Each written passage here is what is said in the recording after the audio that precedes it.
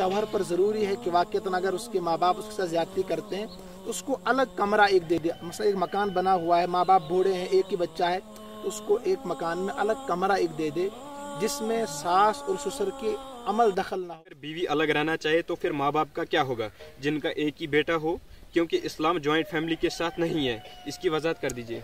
देखिए, ये दो सवाल है। अगर बीवी अलग रहना चाहिए तो उसके माँ बाप का क्या होगा। देखिए, बीवी को शरई तौर पर शरीयत इजाज़त देती है कि वो अगर तकाजा करे अलग रहने का तो अलग रह सकती है।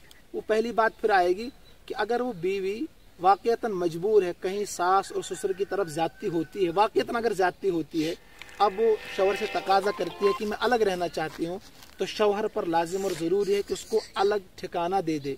अभी अलग ठिकाने का मतलब क्या है कि बाज़ाब्ता घर बना कर दे दे। ये शौहर की कमाई के एतबार से, शौहर की हैसियत और हिम्मत के एतबार से इसका पता चलेगा कि शौहर कितना मालदार है। वो दे सकता अलग से मकान बना करके नहीं, लेकिन शरई तौर पर शौहर पर ज़रूरी है कि वाक़ईतन अगर उसके माँ बाप उसके साथ ज़्यादती करते हैं तो उसको अलग कमरा एक दे दे। मतलब एक मकान बना हुआ है, माँ बाप बूढ़े हैं, एक ही बच्चा है, तो उसको एक मकान में अलग कमरा एक दे दे जिसमें सास और ससुर की अमल दखल ना हो, कोई इंटरफियर उसमें ना हो।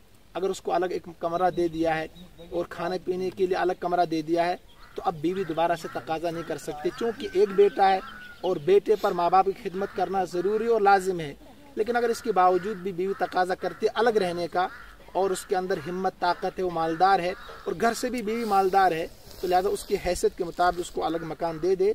और जो मियाँ बीवी, ये माँ बाप उसके बूढ़े हैं, उनकी खिदमत करना उस बच्चे पर यानी बीवी के शौहर पर ज़रूरी है।